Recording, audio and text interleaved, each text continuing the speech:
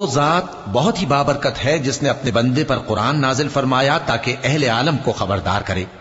وہی کہ آسمانوں اور زمین کی بادشاہی اسی کی ہے، اور جس نے کسی کو بیٹا نہیں بنایا اور جس کا بادشاہی میں کوئی شریک نہیں، اور جس نے ہر چیز کو پیدا کیا پھر اس کا ایک اندازہ ٹھہرایا، اور لوگوں نے اس کے سوا اور معبود بنا لیے ہیں جو کوئی چیز بھی پیدا نہیں کر سکتے اور خود پیدا کیے گئے ہیں، اور نہ اپنے لیے نقصان کا اور نہ نفع کا کچھ اختیار رکھتے ہیں، اور نہ مرنا ان کے اختیار میں ہے اور نہ جینا اور نہ مر کر اٹھ کھڑے ہونا۔ اور کافر کہتے ہیں کہ یہ قرآن من گھڑت باتیں ہیں جو اس مدعی رسالت نے بنا لی ہیں، اور کچھ دوسرے لوگوں نے اس میں اس کی مدد کی ہے۔ یہ لوگ ایسا کہنے سے ظلم اور جھوٹ پر اتر آئے ہیں،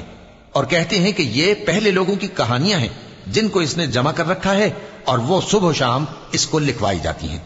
کہہ دو کہ اس کو اس نے اتارا ہے جو آسمانوں اور زمین کی پوشیدہ باتوں کو جانتا ہے، بے شک وہ بخشنے والا ہے، مہربان ہے۔ اور کہتے ہیں یہ کیسا پیغمبر ہے کہ کھانا کھاتا ہے اور بازاروں میں چلتا پھرتا ہے، اس پر کوئی فرشتہ کیوں نازل نہیں کیا گیا کہ اس کے ساتھ خبردار کرنے کو رہتا، یا اس کی طرف آسمان سے خزانہ اتارا جاتا، یا اس کا کوئی باغ ہوتا کہ اس میں سے کھایا کرتا۔ اور ظالم کہتے ہیں کہ تم تو ایک جادو زدہ شخص کی پیروی کرتے ہو۔ اے پیغمبر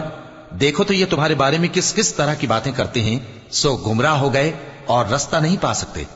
وہ اللہ بہت بابرکت ہے جو اگر چاہے تو تمہارے لیے اس سے بہتر چیزیں بنا دے، یعنی باغات جن کے نیچے نہریں بہ رہی ہوں، نیز تمہارے لیے محل بنا دے۔